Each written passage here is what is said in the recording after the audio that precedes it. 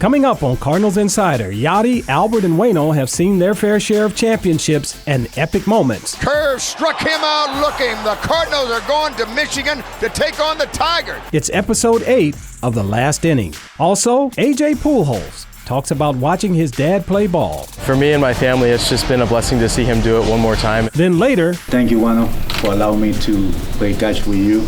We dive into another edition of our Chase to 325 series.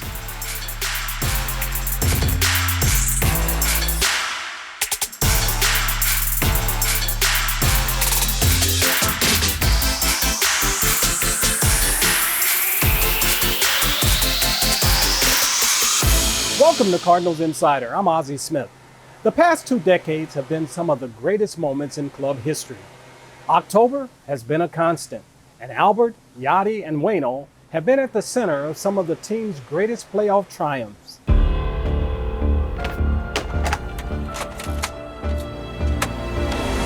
air, left field, and Pujols has given St. Louis the lead. This ball is gone. 2-run home run. The Cardinals are world champions for 2007. And the Cardinals have won the pennant. He's knocked out the outlet.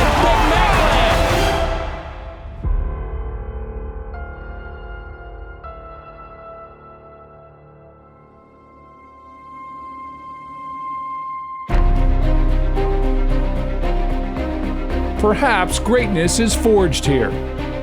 Or maybe it's just revealed. Either way, October air breathes different. Champions don't just win, they win it all. Even when they face the best. In the air, left field, and Pujols has given St. Louis the lead. When they're the next man up. Swing and a miss. The Cardinals are world champions for When they're the unlikely hero. At the wall, this ball is gone. And St. Louis. When it's winner take all. swing and a miss. He struck him out. Champions enter their names into history. Ball is absolutely murdered. And they own the glory forever. How about 3 on the night? Longevity sets the table.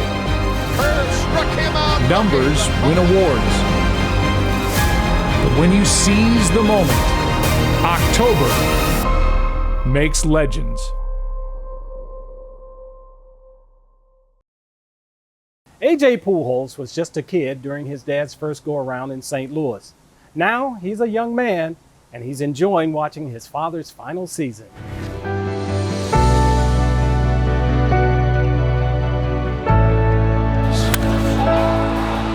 It's been a blessing for the last 22 years to, see him playing a game that he's loved and been so passionate about his whole life.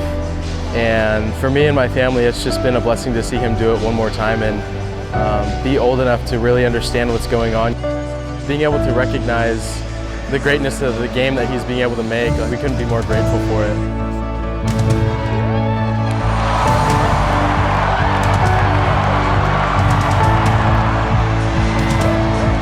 My dad and Yadi are like brothers, like best friends. They've known each other since they've both been in the league for a long time now, and to see them both do it together, it's honestly a dream come true for the both of them, because I think that's one of the coolest experiences you can have, is to do something or play a game that you love with your brother. It's been really special to see what they've been able to do together.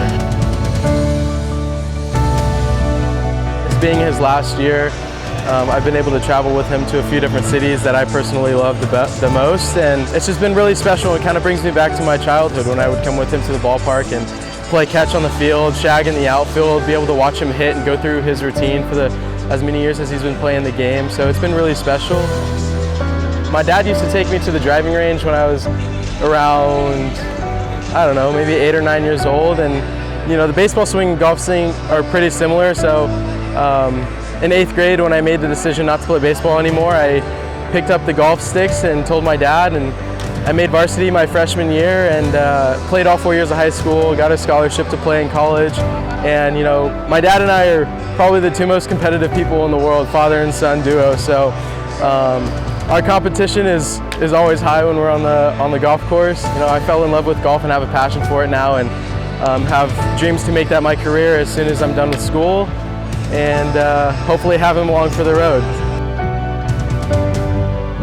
Pujols Family Foundation is a special organization to us. My older sister, Isabella, who has Down syndrome, you know, we put on these events for kids with special needs throughout the year to give them the opportunities that they may not be able to have throughout the year.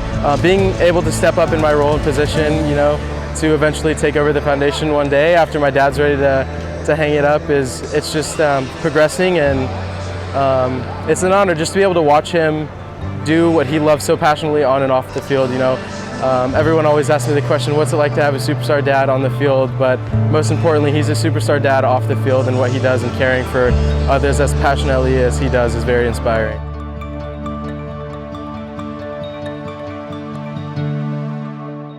After the break, This is a special record, in my opinion, one that definitely won't ever be touched again. we dive into another edition of our Chase to 325 series.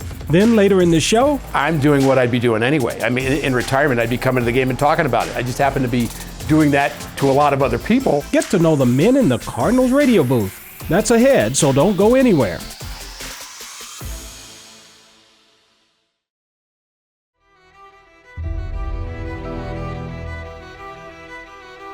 In the first pitch, a strike, and with that pitch, Yadier, Molina, and Adam Wainwright have set the all-time record. They have made the most starts as battery mates in the history of Major League Baseball, number 325, a number that will never be reached again. 325 son ahora los juegos iniciados por Adam Wainwright y Yadier Molina. Adam Wainwright and Yadier Molina have the record of 325 starts as a regular season Major League battery, passing Mickey Lolich and Bill Freehand from 1963 through 1975. Let's take a minute and actually take this in. This is a special record, in my opinion, one that definitely won't ever be touched again. We're looking back at the legacy of two individuals that meant so much to all of us, not just as fans, but really what they meant to our community, and think how lucky we are for that. Because you both have been exceptional. It's been an honor and a privilege to be with you two. So, thank you. Cheers. Cheers. Cheers. Just says a lot about Waino, it says a lot about Yadi, and I think it also says a lot about the Cardinals organization and how it values continuity. For me to just be part of it, I just consider it a blessing. It's so cool to be part of history, to watch them. They're two of the greatest leaders I've ever been around. They do it in different ways, but they're both so incredible, great teammates, amazing players, and just all these memories will be something that I'll look back on and just think how cool is that to be part of. I've had a real job for 10 years outside of baseball. Adam and I came in around the same time, and he's still doing it. It's amazing what it is. You look out there, 325, you got a 41-year-old pitcher and a 40-year-old catcher. That's surreal. It'll never happen again. You know, we always say records are made to be broken, but this right here is one that's probably not going to be broken. And if you look at the next closest, it's like 104.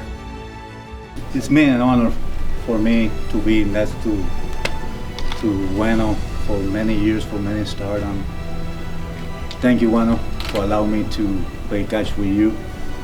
For many years to come, you're my friend, you're my brother.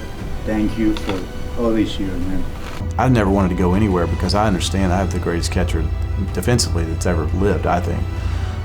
But differently, separately, a relationship where I don't think I'll ever trust anybody as much as I trust him on the field. When I get older, one of the things I'll be the most proud to tell somebody is that Yadier Molina was my catcher every fifth day. I mean, that's just a special thing to be able to say that, you know. And what I want people to be able to say, I mean, it would be great, like, to be known as the battery, you know, not like one of the greatest batteries, but the battery. Like you hear it on commercials, like just like Wainwright and Molina, or Molina and Wainwright, whatever. That if they wanted to do that forever, I'd be all right with it. You know, that would be really cool for me.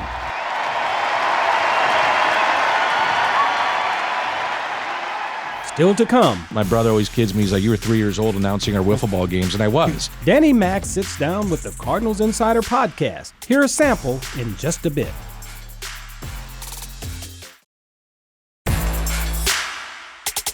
After Mike Shannon's retirement, John Rooney became the voice of the Cardinals, and Rick Horton moved into the radio booth full-time, taking the number 2 seat which Rooney used to occupy.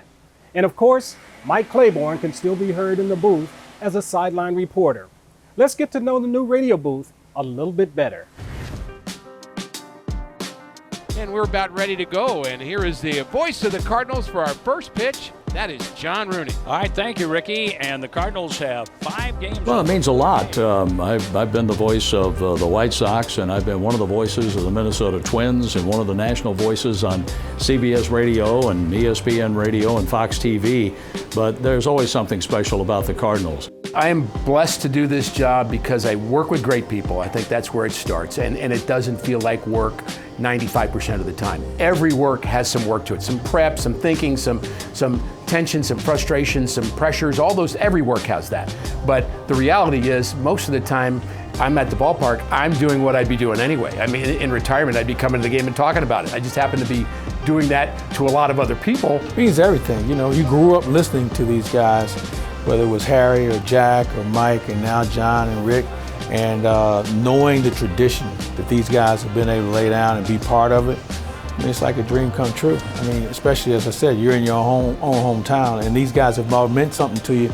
And the coolest thing about it is you listen to them, and then you find out they're really good people. So rewarding. Swing and a miss for a Redbird winner. Renfroe strikes out, and this ball game has come to an end. Light up the night downtown St. Louis. If we don't have fun, the fans will not have fun. That's what we do as radio broadcasters. We try to capture the moment out there, try to have fun, because it is fun coming to the ballpark. If it wasn't fun, I would have retired a long time ago, and I'm having more fun with this than I've ever had. But if you don't have fun with it, the fans won't have fun. Why would they listen? That's why we try to have a good time, and then the players make it a lot of fun with what they do on the field.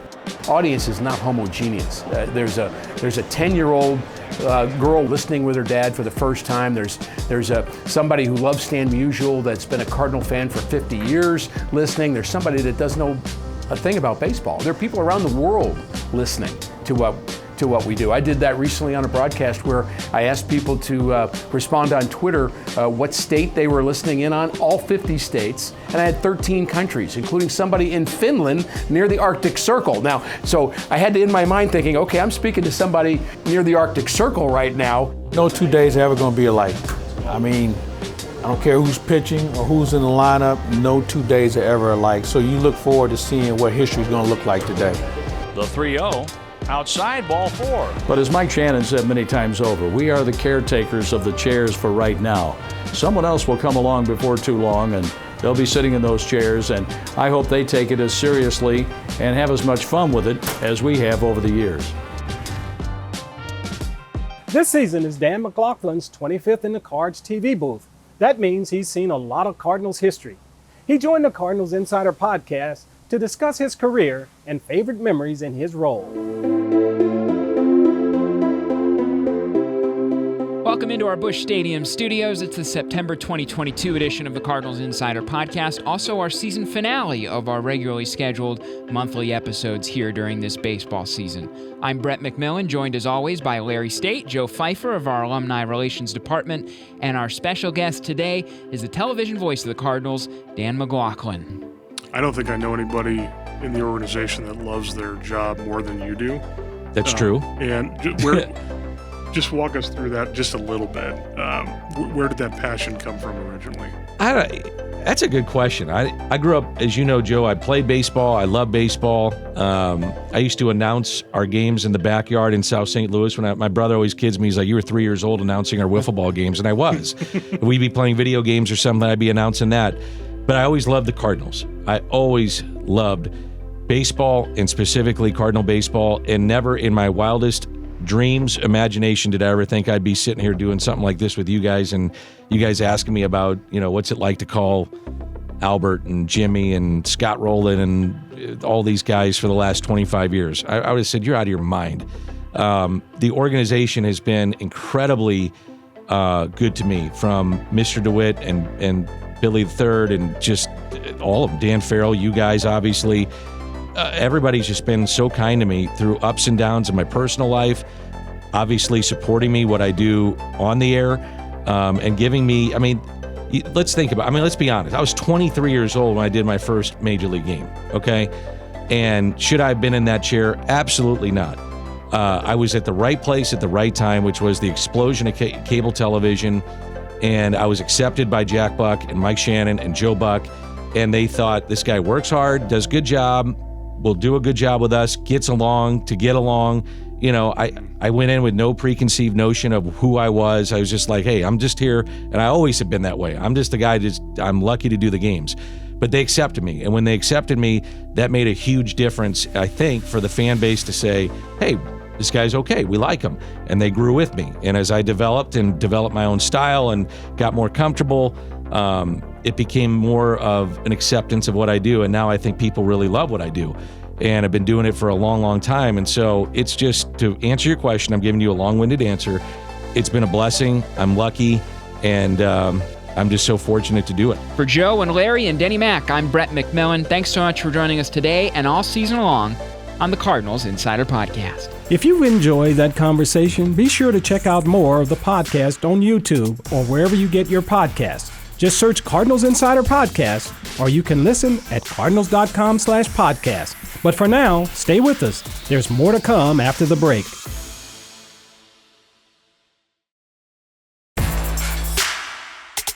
Chase Pender was drafted out of Clemson in 2017. The 7th-round outfielder is only 26, but that makes him a veteran in minor league baseball terms. Pender is the subject of this week's Farm Report. Goes back in the first, and he cranks this out to left field. Forget about it. A solo home run for Pender.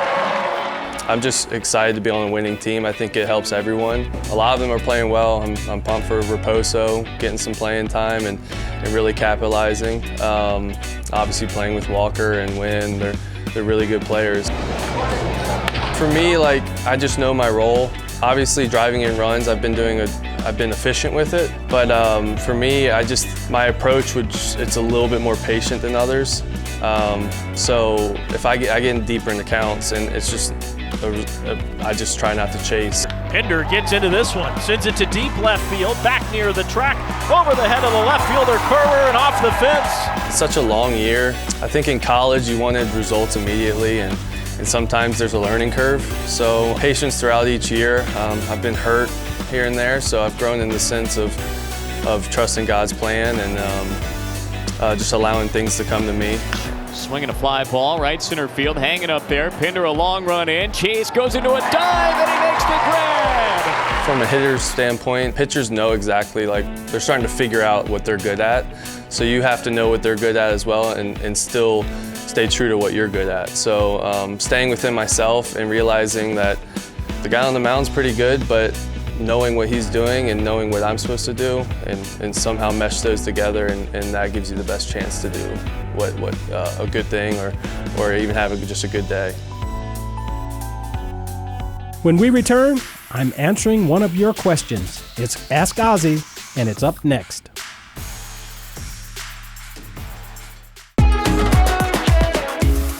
No place takes you in depth with the Cardinals like our YouTube channel. Get to know the players, come along for one-of-a-kind experiences, and hang out with personalities from across Cardinals Nation.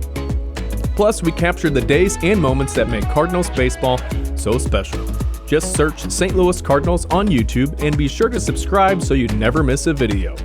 St. Louis Cardinals Baseball.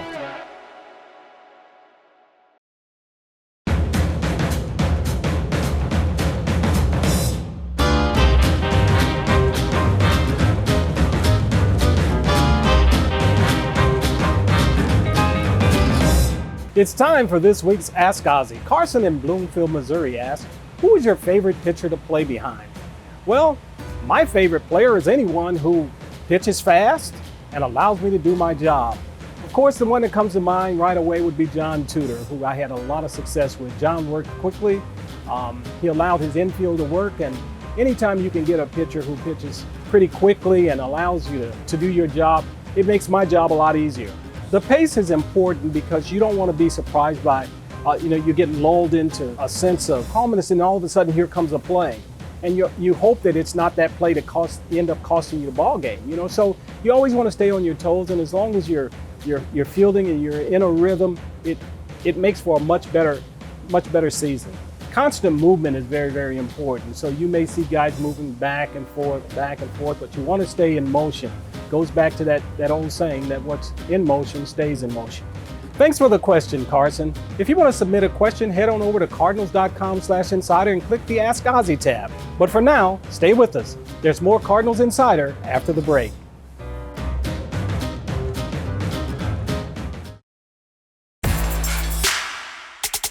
David Freese hit one of the most famous homers in baseball history. It was a special moment for a St. Louis kid. What made it even more exciting was the call by fellow St. Louisan Joe Buck, who reprised the call his dad used during the 1991 World Series. Both men were at Busch earlier this season and received special recognition from the crowd. Freese hits it in the air to center.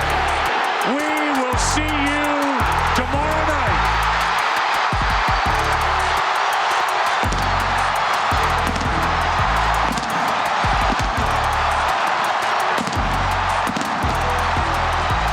Cardinals fans, please welcome the man who made that famous call.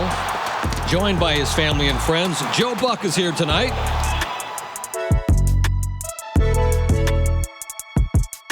And we would also like to welcome the man who made the call possible. 2011 World Series Most Valuable Player, St. Louis's own David Freese.